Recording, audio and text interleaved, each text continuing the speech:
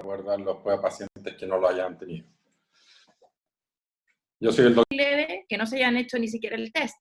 Pero de los casos detectados representan una población muy chiquitita.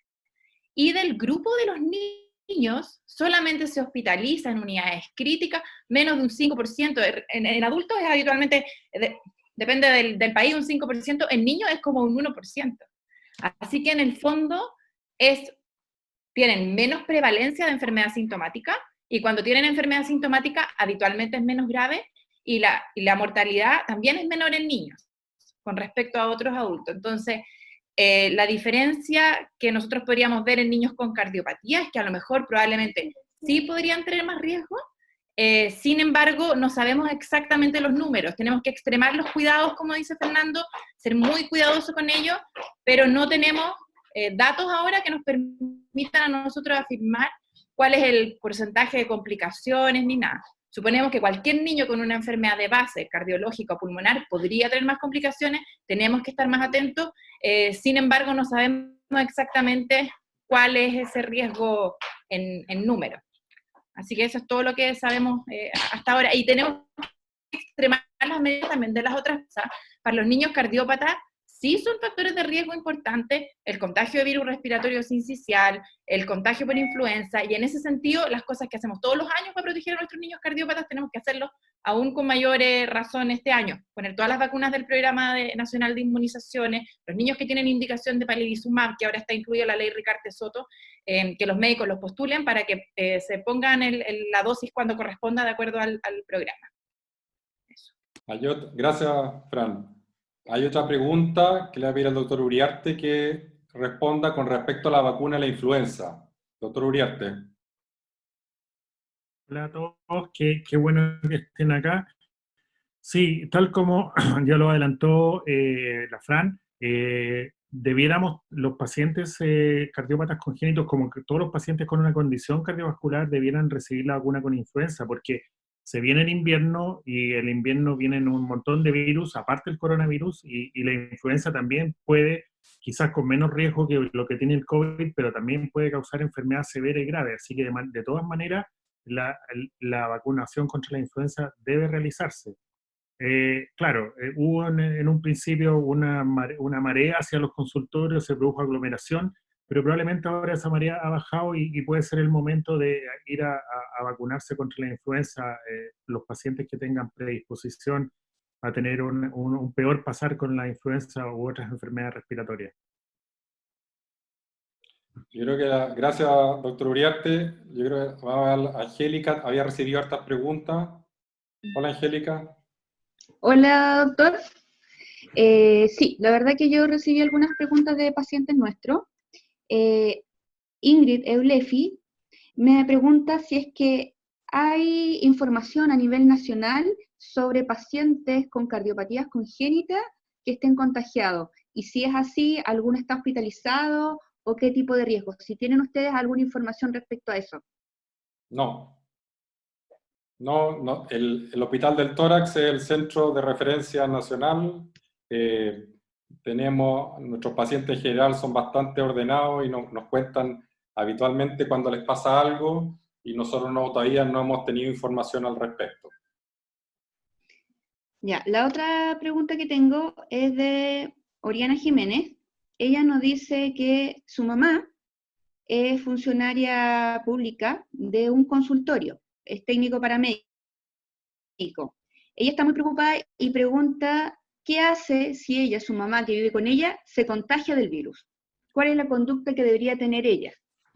Como decíamos, en el fondo, si uno está con una persona que está con la confirmación de la enfermedad, lo primero es lo posible tratar de separar áreas, ojalá una pieza cada uno, que esa persona que está en la pieza no esté en contacto con la otra persona, y la persona enferma, la mascarilla todo el tiempo, lavándose las manos constantemente y entregarle, no comer juntos, o sea, evitar todo el contacto con esa persona. Estoy leyendo otras preguntas que con respecto a al tratamiento. Yo no quise abordar del tratamiento que han escuchado todos, la acitromicina, la hidroxicloroquina, que el plaquinol, que lo ocupan los enfermos reumatológicos. En general eso se está ocupando, todavía los estudios son contradictorios, pero parece ser una muy buena alternativa y está reservado para pacientes hospitalizados. Por favor, que nadie empiece a tomar plaquinol, nadie empiece a tomar acitromicina por su cuenta, porque eso no es recomendado, y especialmente porque pueden provocarse arritmias. Y los pacientes cardiópatas, nuestros pacientes congénitos, pueden tener más arritmias y estos remedios lo pueden desencadenar. Doctor Uriarte. No, quería decir eso mismo, lo que tú dijiste, que son medicamentos que primero todavía no han sido probados que sean realmente efectivos. Obviamente nos aferramos a cualquier esperanza, pero no son todavía probados como efectivos y sí tienen este riesgo de producir arritmias que pueden ser causa a su vez de muerte, porque no son arritmias bastante graves. Hay otras preguntas con respecto al funcionamiento del hospital. Yo creo que, doctor Uriarte, no estamos atendiendo en estos momentos. No, en estos momentos el Hospital del Tórax no tiene ningún policlínico presencial. Se está haciendo todo como lo hemos estado haciendo nosotros. También los otros equipos han estado trabajando por teléfono, por internet, en forma online, digamos, con la idea de que no se acerquen al Hospital del Tórax. Todavía no tenemos muchos pacientes COVID, pero probablemente en las próximas semanas esto puede cambiar sustancialmente, de manera que no hay atención directa. Los medicamentos se están llevando a domicilio y bueno, y como dijo Fernando, es cierto que no hay que salir de la casa, pero también hay que tener claro que si alguien tiene lo que parece ser un cuadro urgente, tiene que acudir al consultorio o al policlínico. En ese sentido, recalco que nosotros tenemos un teléfono en el que ustedes cuando tengan cualquier duda, cuando cualquier síntoma nos llamen para orientarlos si es necesario que acudan a un hospital o se puedan quedar en la casa tomando algunas medidas. Pero en estos momentos ni siquiera se está haciendo cirugía electiva en el Hospital del Tórax. Hay un comentario que me llama la atención, que es lo que yo creo que es importante destacar, con respecto a limitación de tratamiento. Yo creo que eso es súper importante. Estas cardiopatías son de mayor riesgo de enfermedad, pero no habla de que uno tenga mortalidad.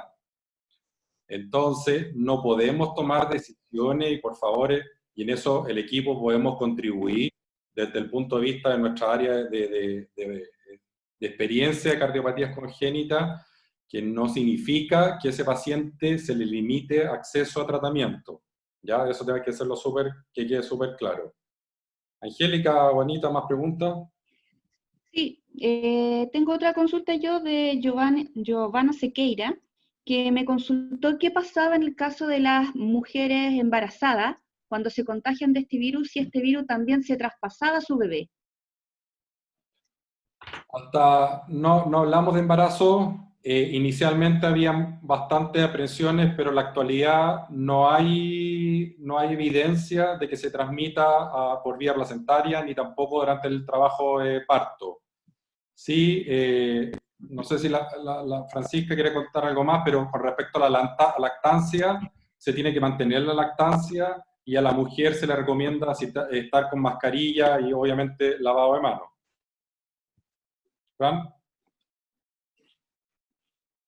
Sí, exactamente, no se ha descrito transmisión de madre a hijo como a través de la placenta, pero obviamente el contacto estrecho puede ser una fuente de contagio una vez que el recién nacido ha nacido, así que ahí hay que extremar las precauciones. Eso.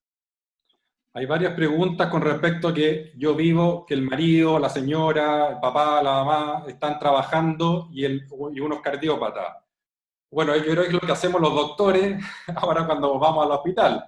Yo llego a la casa, trato de entrar por otra puerta o si no puedo, me tengo que sacar la ropa entero y dejo todo en el fondo directamente a lavarse y no contactarme con nadie y directamente a lavarme las manos o eventualmente ducharme.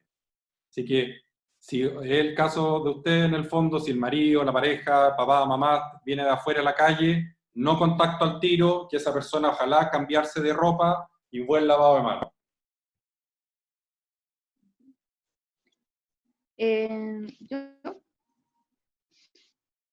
Yo tengo otra consulta que la hizo Marcela González, que nos pregunta cuántas veces nos podemos poner alcohol gel entre lavado de manos. Eso yo lo revisé y la información es que idealmente sean 3 usos de alcohol gel y lavado de de manos. Lo más importante es que el lavado de manos con agua y jabón no sustituye el alcohol gel. Siempre es mejor el agua y el jabón. El lavado de manos con agua y jabón tiene que ser alrededor de 20 segundos, y como lo dijo el doctor el doctor Barahona, cuando estaba hablando de eso, por el dorso, por las palmas, entre los dedos, las uñas, no se olviden de las uñas también cuando se hacen el lavado de manos. Eso es súper importante. Y en la casa, cuando llegan a la casa, cuando llegan a un lugar, siempre importante lavado de manos con agua y jabón, alcohol gel unas 3 veces, y luego lavado de manos. Eso. Súper bien. Doctor Uriarte, algo sobre hay preguntas sobre suplementos vitamínicos, algo para aumentar las defensas.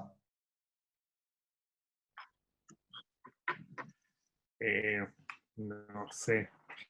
Las vitaminas siempre han tenido un gran efecto tranquilizador. Yo creo que las vitaminas, en pacientes que tengan déficit vitamínico, una alimentación sana y completa no requeriría vitaminas. Sí, no hay. Yo creo que es comer sano, vitamina C eventualmente, sí, pero la idea es por periodos cortos. Dice, otra pregunta, si tengo un congénito, tiene COVID-19 y tiene síntomas, ¿qué es lo primero que debe hacer?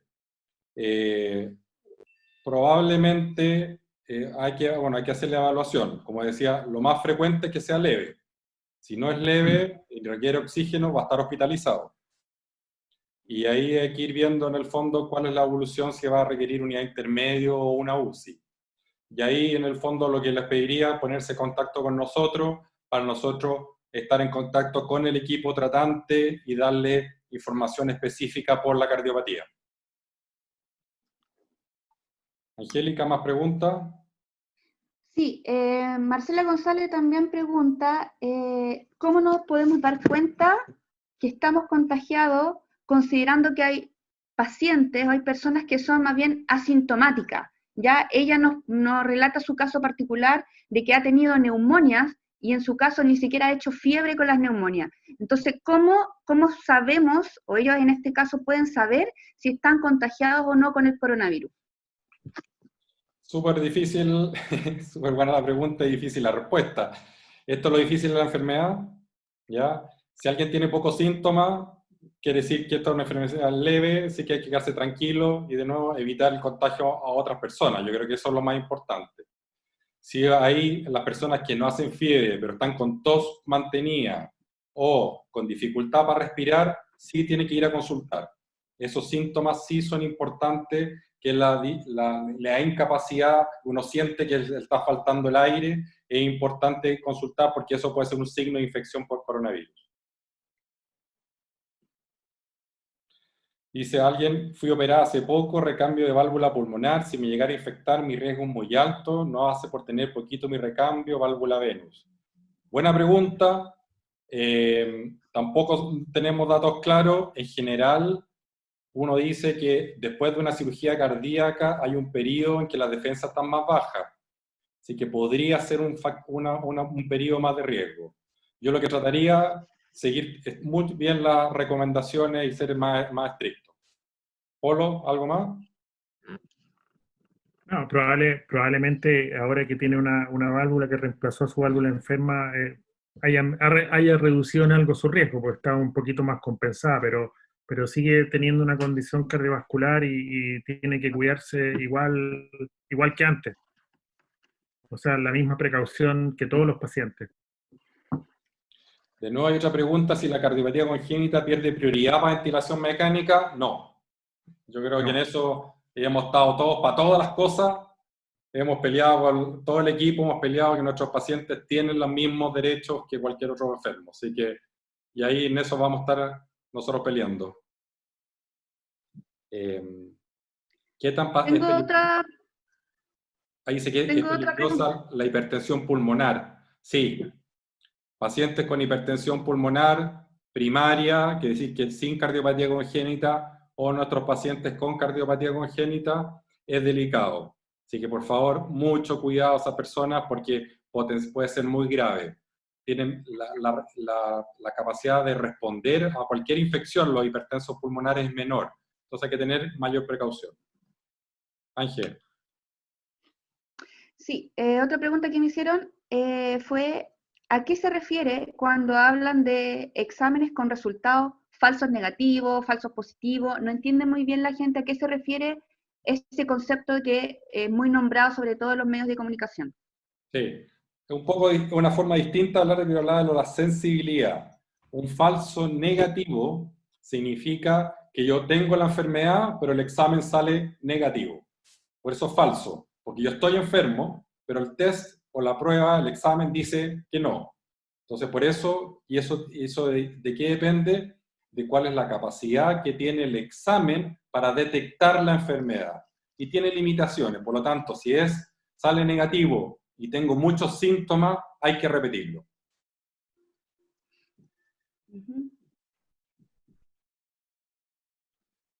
Están repartiendo medicamentos a domicilio, si lo retiran al CEFAM podría ir otra persona. ¿Tú, Ángel, nos podías ayudar con eso? ¿Entrega medicamentos?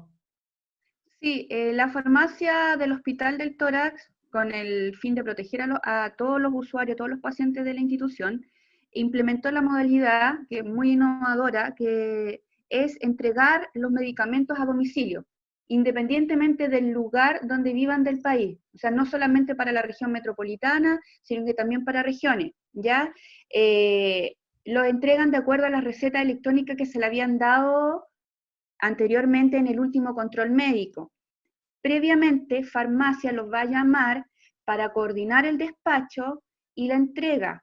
Y por eso es súper importante que tengan actualizados sus números de teléfonos y su dirección, que la actualicen en el SOME. En las páginas de Facebook del Instituto Nacional del Tórax, en el Instagram del Instituto Nacional del Tórax, está toda la información con los números de teléfono a los cuales deben llamar para actualizar su información. Eso es algo que también a nosotros nos pasa ahora cuando se está haciendo esta modalidad de policlínico de atención telefónica. Es súper importante y relevante que los pacientes tengan actualizados sus números de teléfono celular para poder contactarnos de forma más fácil y también a la dirección, ¿ya? Pero está funcionando de esa manera. El hospital está despachando directamente a domicilio, no a los CEFAM, van directamente con un móvil a la casa a entregarle el medicamento a los pacientes. Gracias, Ángel, súper bien. Para la doctora Arancibia, hay un par de preguntas. Si mi hijo está hospitalizado por el COVID, ¿puede ser acompañado por la papá o el papá o la mamá? Y dos, ¿qué pasa? Sí. ¿Y qué pasa en los pacientes con asplenia? En los pacientes pediátricos, yo trabajo en el Hospital de la Católica, acá también como cardiólogo pediatra, y cada institución me imagino que irá tomando sus propias medidas, pero dentro de las categorizaciones para que un hospital sea amigo del niño hasta que el niño pueda estar acompañado, y eso incluye en muchas instituciones hasta las unidades de cuidado intensivo. Lo que se ha hecho en estos momentos para evitar la circulación de muchas personas en el hospital es limitar el acompañamiento a una persona por paciente, y eso es a día de hoy, no sabemos si eso va a cambiar en el futuro, pero debiera mantenerse eso, una persona por paciente, y si hay más de algún acompañante, ese acompañante no puede permanecer adentro del hospital por el riesgo de contagiarse o de ser un portador asintomático y contagiar a otras personas, en el fondo. Para evitar que haya mucha gente reunida en una sala de espera, con la misma idea se suspenden también los policlínicos y todo ese tipo de cosas como atenciones electivas. Entonces, hasta ahora, un acompañante puede estar con el paciente y habitualmente eso es de acuerdo a las medidas del hospital. En hospitales pediátricos habitualmente son 24 horas. Con respecto a los pacientes con asplenia, que nosotros sabemos que muchos pacientes con heterotaxia o cardiópatas tienen asplenia, esa asplenia habitualmente se traduce en mayor susceptibilidad de infecciones por bacterias, microorganismos bacterianos capsulados, que son neumococo, meningococo, no necesariamente por más riesgo de tener enfermedades virales, pero hay que extremar las medidas como con cualquier otra persona en el fondo cardiópata, el mismo nivel de protección para todos. Eso. Hay una pregunta con respecto al marcapaso y desfibrilador. Lamentablemente, no sé si ustedes conocen, no tenemos forma de control a distancia, remoto. Sé que en otros países los nuevos dispositivos sí, pero nosotros todavía en Chile creo que no. Así que yo creo que ahí, si alguien hay dudas del funcionamiento del marcapaso, si tuviera, por ejemplo, pacientes con desfibrilador, con descarga del desfibrilador, o pacientes que estamos en periodo de agotamiento del generador o batería, sí, yo creo que es importante ponerse en contacto y ahí tomaremos las precauciones para chequear ese marcapaso de la forma más segura posible. El que es de rutina, no venga a chequearse el marcapaso. Polo, preguntan qué pasa si uno viene directamente al tórax o tiene que ir al hospital a su urgencia. Ya, el hospital del tórax no tiene servicio de urgencia, así que, y está cerrado, digamos, para atención electiva. La idea es que acudan al servicio de urgencia que le corresponde y se comuniquen con nosotros para establecer la comunicación con el equipo que lo esté tratando, aclarar dudas y orientarlo en lo que sea necesario con respecto a lo distinto que puede ser a otras cardiopatías, pero acudan siempre al servicio de urgencia que les corresponde y se comunican con nosotros. Con respecto al teletrabajo, escucha, lamentablemente los doctores no tenemos mucho más que hacer salvo apoyarlos con certificados. Y ahí podemos, yo lo que he hecho es como agravar más a un paciente para que le den más facilidades. No podemos hacer más, y ahí yo sugiero ahí tratar de negociar con su jefe en su trabajo, y si uno tiene que estar, el fondo forzado, tiene que volver a trabajar, hay que tomar las máximas precauciones. Alguien pregunta si tengo insuficiencia pulmonar y está esperando un cambio de la válvula, ¿tiene mayor riesgo por hipertensión pulmonar? Son cosas distintas. La insuficiencia pulmonar no necesariamente está asociada a la hipertensión pulmonar. Aquí lo delicado es la hipertensión. Así que el solo problema valvular no debiera dar más problemas, así que eso, con tranquilidad, esperar en el fondo que podamos salir de esto para poder retomar la operación y los procedimientos. Aquí hay una pregunta buena del Fontán. Con el Fontán se disminuye la respuesta inmunológica frente al virus. Si la respuesta disminuye porque la fase inflamatoria es complicada, debería disminuir, pero eso afectaría de otra manera al organismo. Súper buena la pregunta. Sabemos que los pacientes, ahí le pediré ayuda al doctor Uriarte y a otra García, los pacientes Fontán responden, no tanto la respuesta de defensa, sino que la capacidad de responder al estrés está disminuida. Es decir, que el corazón no se comporta igual porque tiene limitaciones producto de la cirugía. Entonces, eso lo podría poner en una situación más gravedad. Polo, Fran, medio enredado me salió, ¿no? Pero yo creo que es así. Son pacientes que tienen una menor capacidad de respuesta. Ya no podemos decir más porque no se sabe más. Pero me salió tan enredado como tú. Sí, sí, que lo otro es que sabemos que son más sensibles también a cualquier enfermedad pulmonar importante. Entonces, en ese sentido, tal vez son una población que tenemos que estar más atentos, porque la circulación depende mucho de que el pulmón esté muy sano. Entonces, en ese sentido, tenemos que tener más precaución ante los síntomas respiratorios en esta población. Aquí hay un dato bueno, dicen que está la Ley de Protección del Trabajo, que empezó a regir desde ayer, y efectivamente se puede suspender los trabajos con acuerdos previos entre el trabajador y el empleador. Así que ahí, si necesitan de nuestro aporte con certificados, nosotros está la página que la podemos subir eventualmente después para preguntas respecto a la protección del empleo. ¿Qué otras preguntas, Ángel, Anita? La Anita está acá ya. Yo tengo otra pregunta. Una mamá con un niño con cardiopatía congénita en edad escolar está preocupada porque está anunciado ya por el Ministerio de Educación que las clases se reanudarían próximamente ahora a fines del mes de abril. Sin embargo, a nivel del Ministerio de Salud están anunciando que habría un pic de la enfermedad a fines de abril y en el mes de mayo. Entonces, ¿cuál es lo mejor que puede hacer como mamá por su hijo? ¿Enviarlo al colegio o dejarlo en la casa? Si es que se reanudaran las clases en la fecha que el ministerio está diciendo. Fran, ¿querías responder tú? Sí, bueno, yo creo que, o sea, esto es una opinión personal, yo creo que si efectivamente el pique es a finales de abril, a lo mejor no vamos a empezar las clases de vuelta en esa época y se van a mantener suspendidas. En el caso de que se diera la reapertura del año escolar, a mí me parece prudente que un niño que es de alto riesgo se mantenga en su casa, en el fondo. Y ahí su cardiólogo le puede dar una licencia que justifique que el paciente tiene que estar en la casa, para que el colegio le pueda mandar a lo mejor las tareas, pueda avanzar en forma remota, hasta que baje el pic de la enfermedad. Pero a mí me parece que si estamos en el pic de la enfermedad de transmisión o de caso, se van a mantener suspendidos porque los niños, como explicaba el doctor Barahona, son un gran vector propagador. Entonces, si abrimos los colegios, podríamos esperar un aumento de los casos, creo yo. Otras preguntas, gracias Fran. Estamos ya en el tiempo para terminar nuestra reunión. Yo tengo la última. Dale. Ya. Preguntan en los casos de pacientes que ya han tenido la infección por coronavirus, si se pueden volver a infectar.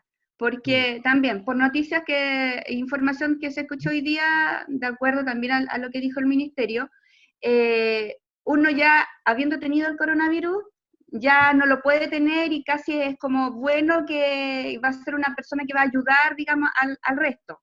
Pero, por otra parte, también en las noticias parece que en China han aparecido rebrotes y con pacientes que ya habían tenido también esta infección. Entonces, en el fondo si ya tuve el coronavirus, salí de la enfermedad, ¿me puedo volver a enfermar de este coronavirus? Qué difícil la pregunta. Sí. Bueno, es cierto que en algún momento se transmitió por las redes sociales de que el virus puede mutar y que podría teóricamente volver a infectarse, pero por otro lado, una de las terapias que se está tratando de usar es usar el suero de pacientes que ya tuvieron el coronavirus para proteger a pacientes que están presentando ¿cómo se llama? Lo grave de la enfermedad. Yo no creo que alguien tenga respuesta si puede haber reinfección por el coronavirus, pero yo creo que igual por los demás uno tiene que mantener todas las medidas que hemos conversado. Hay una última pregunta, dice, mi hija está operada de Fontan, ¿cómo puedo distinguir un simple resfrío para no acudir a la urgencia o que esté infectada por coronavirus? ¿Fran? ¿Ahí? Sí. Habitualmente lo que se describe de los síntomas de coronavirus es los pacientes que consultan sintomáticos, como explicaba Fernando, fiebre, una alta proporción y tos. Yo creo que esos son los síntomas que uno debería hacerlo consultar a urgencia y de hecho están en la definición de caso del Ministerio de Salud. Si el paciente presenta solamente rinorrea, o sea, un poquito de moco, en el fondo sin fiebre, uno se puede quedar tranquilo. Yo creo que es súper importante reafirmar que si el paciente, como decía Fernando, está teniendo una sintomatología respiratoria leve, tal vez no vale la pena ir a la urgencia para que le hagan el examen y ver si es o no es coronavirus, porque si el síntoma es leve y está aplicando las medidas de cuarentena en la casa y está siendo responsable con las medidas que todos aplicamos, no vale la pena estarle haciendo el examen o exponerlo a que vaya a la urgencia, donde a lo mejor sí puede estar en contacto con personas que tienen coronavirus y si tenía otra cosa, enfermarse ahí en el fondo. Los pacientes que tienen indicación de consultar para ir a la urgencia son pacientes que tengan fiebre, tos, dificultad respiratoria, y en los niños también se asocia el compromiso del estado general, un paciente que no se está alimentando bien, que está muy decaído, eso también es algo que los papás conocen cuando al niño le está pasando algo que es más allá de un resfrío y consultar, y habitualmente los papás de cardiópata además son súper entrenados, súper prudentes, y no van a llevar al niño a la urgencia en caso que no sea necesario. Por tomarse el examen y que le digan que es o no es coronavirus con un par de mocos, creo que no es la conducta más segura ni adecuada. Súper bien. A ver, hay una última pregunta. No, yo creo que vamos terminando. Agradecemos la oportunidad de poder tener esta conversación, aclarar dudas. Estamos todos aprendiendo en esto y esto probablemente es información que va cambiando también. Así que yo creo que si hay alguna novedad, nosotros les vamos a ir contando, especialmente con el tema de los medicamentos. Y contarles que vamos, de alguna forma, con la Angélica, vamos a trabajar para subir la reunión y hacerla disponible a todos. Fran.